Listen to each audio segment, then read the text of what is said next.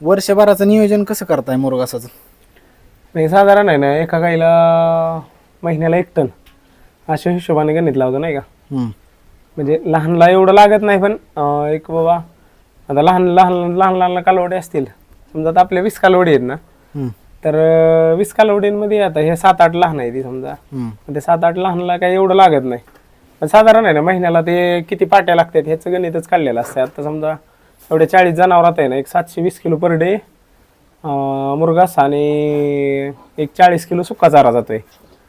तर म्हणजे 760 किलोच्या आसपास पर डे जातं या. मग त्याच हिशोबाने नाही का महिन्याला एक साधारण 22-23 टन, आणि त्या 23च्या हिशोबाने वार्षिकच्या हिशोबाने लागते नाही का. आता उन्हाळा आहे समजा, हे साधारण पुढले नेक्स्ट इयरचे मका येईपर्यंत स्टोरेज केलंय आपण सध्या. आता तुम्ही किती केलंय स्टोरेज? 180 टन. 180 टन मुरघास आहे ना. हो. आणि सुक्या चाऱ्याचं कसं प्लॅन आहे? सुका चारा आता आपल्या गावाकडलाच भुसा घेतलाय, हम्म. पण पावसाळ्यासाठी नाही का स्टोरेजला आपल्याकडे जागेचं का हे नाही ना, शेड वगैरे, हां हां त्याच्यामुळे ते पंजाबचा आणि रेट पण कमी येतील ना आता. हां हां मग त्यावेळेस 7-8 नाही, पण 9-9.5 जरी भेटला तरी ते, आणि ते रेग्युलर भेटणारी गोष्ट नाही का. आता मुरघास कसं, मुरघास करायला जे मका आहे ना ते ऋतूनुसारच भेटते नाही का. आता समजा मार्चच्या अगोदर किंवा मार्च पर्यंत तुम्ही नाही केला उन्हाळी, तर नंतर मका पण नाही भेटणार. हां. त्यामुळं मुरघास तर केलाय, आणि सुका चारा कंटिन्यू भेटतोय 12 महिने. बरोबर. त्याच्यामुळं सुक्या चाऱ्याचा काय एवढा लोड नाही बघा. आणि महिन्याला कसं एक 1200 किलो म्हणजे 1.25 टनच लागणार आहे. हां. ते कसं पण ऍडजस्ट करू शकतोय आपण नाही का, किंवा एका दिवशी जाऊन घेऊन येऊ शकतोय, किंवा संपायच्या अगोदर, म्हणजे जास्त खर्च पण नाही आणि भेटणारी गोष्ट आहे. बरोबर. म्हणजे आता साधारण 180 टन म्हणजे दिवाळीपर्यंत जाईल का? किती दिवस जाईल ते? हा, ऑक्टोबर पर्यंत आहे ना. आता काही टेन्शन नाही बघा. ऑक्टोबर पर्यंतचं स्टोरेज आताच करून ठेवलंय? हो, ऑक्टोबर पर्यंत आहे ना. अजिबात म्हणजे मुळातच आपण 2-3 वर्ष झालं म्हणजे तोडलेली मका वगैरे कधी घालतच नाही, म्हणजे कंटिन्यू मुरघास आहे. मुरघासावरच आहे. हा. आता बऱ्याच जणांना कसं प्रश्न पडतो की मुरघास नुसता घातल्यावर जमतो का, आणि तो जमत असेल तर प्रमाण किती द्यायचं, गायींला एका गायीला किती किलो द्यायचं, हे बऱ्याच जणांना माहिती नाही. तर तुम्ही कसं करताय ते? वजनानुसार आपण काय, किंवा दुधानुसार आजपर्यंत काय दिलं नाही बरं का. सगळ्या गायींना मुरघास सुका चारा सेमच जातोय नाही का. फक्त कालवडींला ह्याला नाही का, फक्त फीड मध्ये एक चेंज असते बुवा. जास्त दूध देणाऱ्या गायीला दुधानुसार चारा, चारा सेमच देतोय. एक साधारण किती किलो जातो मुरघास एका गायीला? म्हणजे चांगला स्टार्च आलेला तुम्हाला म्हटलं ना, एक 27-28 किलो मुरघास आणि 1 किलो सुका चारा. म्हणजे 27-28 किलो 2 टायमाचा मिळून? हा, 2 टायमिंगचा मिळून, आणि 1 किलो दिवसाला सकाळी अर्धा आणि संध्याकाळी अर्धा किलो सुका चारा. हो. बरोबर. म्हणजे तेवढ्यात पण भागतंय ना. तर काय कायांचं कसं कवळी मका असल्यावर थोडं जास्त लागतंय ना. आणि कवळे मग आपण पण पूर्वी ज्या वेळेस आपल्याला माहिती नव्हतं किंवा नॉलेज नव्हतं, त्यावेळेस आपण पण टाकायचो ना. एक पाटी जी 15 किलोची पाटी आहे ना, त्या टाकली तर पुढे टाकेपर्यंत मागे पण संपलेला असायचा. त्यावेळेस काय असायचं, ते स्टार्च नसायचा किंवा आपल्याला माहित नव्हतं. जेवढी कवळी मका तेवढा मुरघास क्वालिटी पण होत नाही, दूध पण कमी निघते. दूध कमी निघते. जेवढे निबार झालेले मका नाही का, आता जे आपले गुरुवर आहेत ना, त्यांनी आपण बघितला ना मुरघास फार पीठ पडण्याच्या मापातच मुरघास करते ते नाही का. म्हणजे एकदम कणसाचा भारडाच झाला पाहिजे. हा, एकदम त्याचं एक गणित असतंय नाही का. एक साधारण आहे ना, एक चिपाड आहे ना, एक साधारण 900 ग्रॅम ते 1100 ग्रॅम, म्हणजे जशी मकाची क्वालिटी असेल त्या मापात वजन येते. तर पूर्ण स्टार्च झालेला म्हणजे वय झालेली मका असेल ना, तर 200 ग्रॅम त्यातले हेच पडतंय नाही का. म्हणजे आता आपले 720 किलो जातोय ना मुरघास, त्यात एक साधारण आहे ना 100-125 किलो दाणेच पडते ते. म्हणजे साधारण आहे तुम्ही ऍडिशनल गायींला 1-2 गोण्या खुराक घातल्याने होते ना. तुम्ही जास्त स्टार्च किंवा जास्त वयाचे ही केल्यामुळं तुम्ही लय कमी दिवसाची घातली, कमी दाण्याची जर घातली तर अजिबात हे होऊ शकत नाही.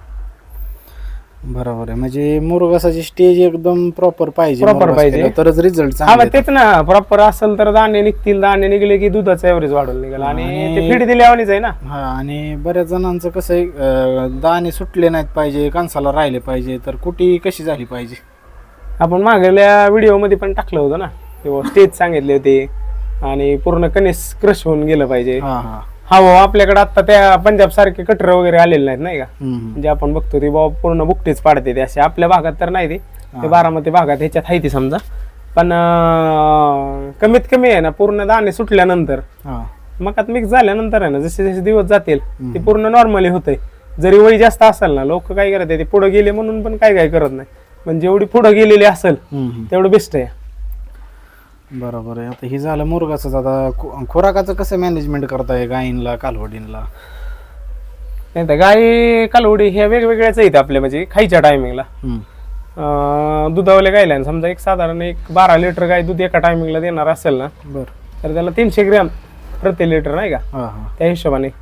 आणि ऍडिशनल 1 किलो तब्येतीसाठी, म्हणजे एक 24 लिटरला 8 किलो जात आहे ना, तर एक 8.5-9 किलोच्या मापात आहे ना खुराक देतो. त्याने काय होतंय, तब्येत बी राहते आणि तब्येत राहिली की गायची प्रतिकार शक्ती चांगली राहते, आजारी पडत नाही आणि दूध पण नाही एव्हरेज टिकून राहते ना. जर काय होतंय, एखादी गाय वेल्यानंतर यायच्या अगोदर चांगली असते, पण दूध जास्त फुटल्यानंतर पूर्ण तब्येत ढासळते. मग ती काय होते, फॉस्फरसची कमतरता, आजार पण भलं दूध निघत आहे पण तिच्याकडे पाहतच नाही, ती 6-6 महिने परत हिटवर येत नाही. पण दूध पण देऊन आहे ना सगळं एक 12-13 महिन्यात रिटर्न गाय यायची जर म्हणलं ना, तर एवढ्या गोष्टी बघितल्याच पाहिजे नाही का. त्यांची तब्येत बी ढासळली नाही पाहिजे, दूध पण दिलं पाहिजे. म्हणजे साधारण आता हायएस्ट दूध देणारी गाय किती लिटरची? आता जे पूर्वी आपण नव्हते ते रेडीचे 40 पर्यंतची, एक 35-36 पर्यंत आहे आता. ते हायएस्ट 40 लिटर दिलंय म्हणा तिने. तिला 41 पर्यंत दूध निघले. तिला किती खुराक देतात दिवसाला? तिला ज्यादा नव्हतं बरं का. म्हणजे कसं असतंय की जी गाय तुम्हाला म्हटलं बाबा 24 लिटर देते, तिला 8 किलो देतोय, पण जी 30+ पुढे आहे ना तिला 10 किलो देतोय नाही का. म्हणजे आपलं कसं 2 टायमिंग मध्ये दिलं तरी बी 10 देतोय. म्हणजे काय राहतंय, समजा 3 टाइम मिल्किंग असतं तर 3 टाइम आपल्याला फीड पण देता आलं असतं. अचानक एकदाच आहे ना तुम्ही 7-8 किलो किंवा 5-6 किलो 5 किलो पर्यंत तर आपण दिले समजा, पण 6-7 किलो पर्यंत जर गेलो तर 42 लिटरचं जर पाहिलं तर 14 किलो फीड लागते. 14 किलो 2 टायमिंग मध्ये काय खात नाही. मग काय होतं, आपलं कंपार्टमेंट नाही ती, मग हे सगळ्या मोकळ्या सुटल्यानंतर ते ह्या सुटलेल्या कालवडी वगैरे जाऊन खातात किंवा दुसरी गाय म्हणजे जी दूध देत नाही. मग ते काय ते त्याचा तोटा पण काय व्हायचा, ते गाय काय कमी दुधावाल्या फॅटीमध्ये जायच्या. त्याच्यामुळं 10 किलोचे म्हणजे जेवढं खाती आहे ना त्या हिशोबाने 10 किलो पर्यंत प्रत्येक सर्रास गाय आहे ना, टाकून पण बघितलंय तेवढं दुधापर्यंत पण आहे ते सर्रास खाते ती. बरोबर. मग तुम्ही आधी मुरगास टाकता आणि खुराक टाकता का आधी खुराक टाकता? नाही, अगोदर आहे ना, आता तुम्हाला अगोदर म्हणलं तसं नाही का, की चारा वगैरे त्याच्यावर फीड टाकतोय. म्हणजे खाताने अगोदर फीडच खाते ते, नंतर चारा. अगोदर आपण काय करायचो, मुरगास हे टाकून आहे ना, म्हणजे बऱ्याच वेळाने टाकायचो किंवा 4-4:30-5 मुरगास टाकला तर 6-6:30 फीड टाकायचो. मुरगास खाऊन झाल्यानंतर मग ती पूर्ण फीड काय खात नव्हत्या. मग फीड नाही खाल्लं की दूध कमी यायचं. लगोलग टाकलं पाहिजे म्हणा. लगोलग टाकलं पाहिजे. आता काही लोक तर कसं पूर्ण मिक्सच करून टाकते ते, आपले कंपार्टमेंट नाही ते, आणि त्यामुळं नाही तर आपण ते पण करणार आहे नाही का. ज्यावेळेस आपण सुका चारा मुरगास मिक्स करणार आहे ना, त्यात नाही का जेवढं दूध आहे गायींचं त्या प्रमाणात फीड एकदाच टाकून देणार आहे. त्याच्यासाठी आता एवढं वर्ष थांबावं लागणार आहे.